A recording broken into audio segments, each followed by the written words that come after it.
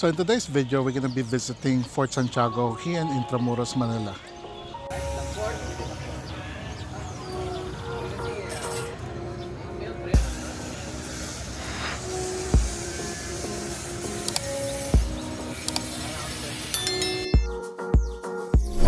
We're here at Fort Santiago inside Intramuros, Manila, one of the most historic places in the Philippines.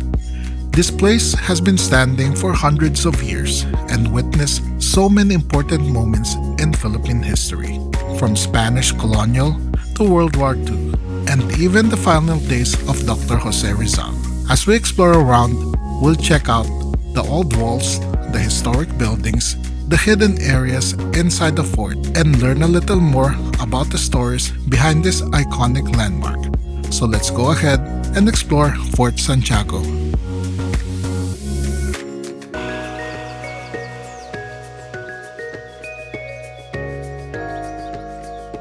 Our first stop here inside Fort Santiago is the Baluartillo de San Francisco Javier. This historic structure was originally built to help protect Fort Santiago from attacks coming from Manila Bay. Over the years, it survived wars, earthquakes, and different periods of occupation, including the Spanish, American, and Japanese era. Today, it stands as an important part of Intramuros history and serves as a reminder of how heavily fortified this area once was. It's amazing to think that we're standing in a place that witnessed centuries of Philippine history.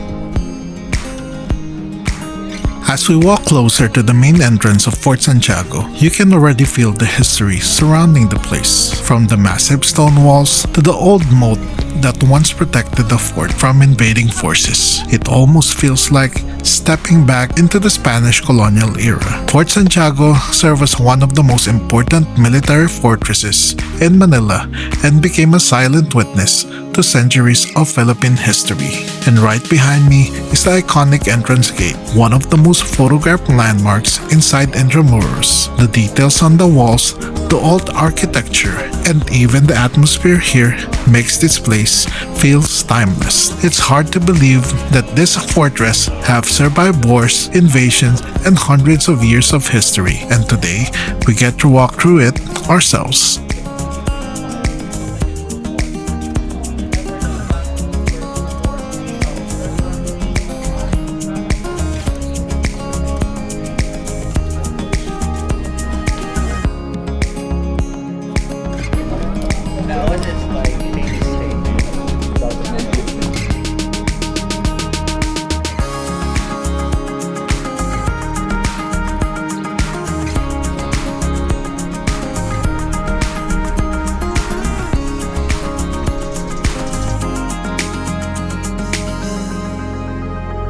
Here at Plaza de Armas, inside Fort Santiago, you can really feel the history surrounding this place. Back in the day, this open area was used for military drills, marches, and ceremonies during the Spanish colonial period. Today, it is one of the most visited spots inside the fort and also a place where many visitors stop to reflect on Philippine history. As we walk around, you'll notice the mix of old Spanish-era walls, open gardens, and modern Manila skyscrapers in the background, a perfect contrast between the past and the present. And right here stands the monument dedicated to our national hero, Dr. Jose Rizal, making this place even more meaningful for many Filipinos visiting Intramuros. Here at the Raja Sulaiman Theater inside Fort Santiago, this area holds a deep connection to Philippine history. Originally, this place serves a military barracks and even a small chapel during the Spanish colonial era. According to history records, Dr. Jose Rizal spent his final evening nearby before his execution in 1896. Sadly, much of the structure was destroyed during World War II, but today it has been transformed into an open theater known as the Raja Sulaiman Theater.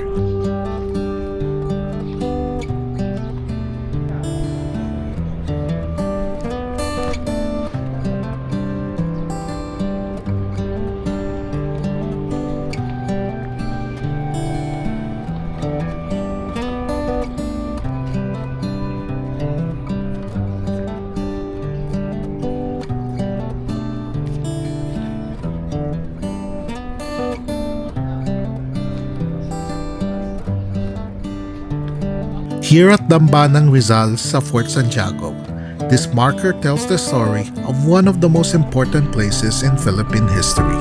This was once part of the old prison where Dr. Jose Rizal was held before his execution on December 30, 1896.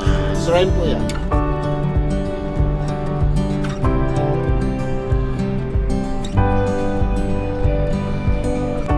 And here we are at the Rizal Shrine inside Fort Santiago, one of the most historic places in Manila.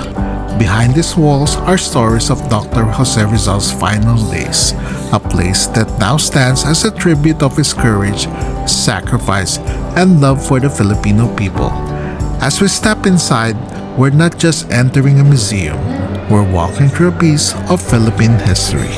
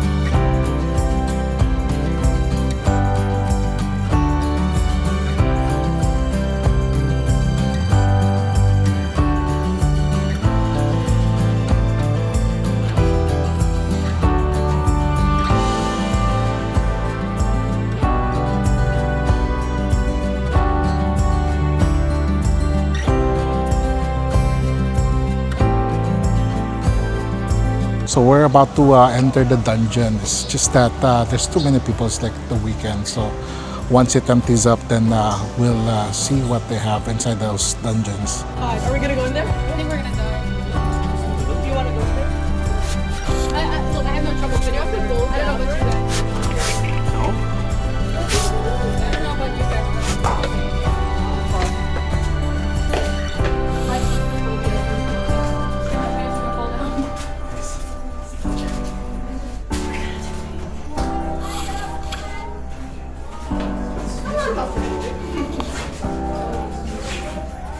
Yeah, why it's like a prison.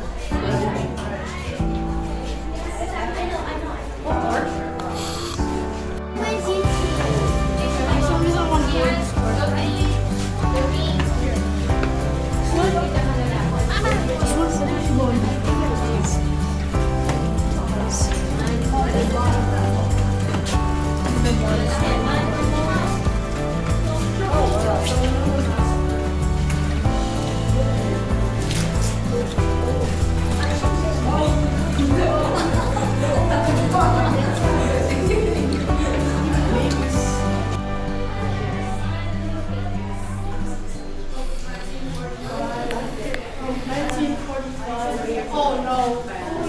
I think I remember this kid.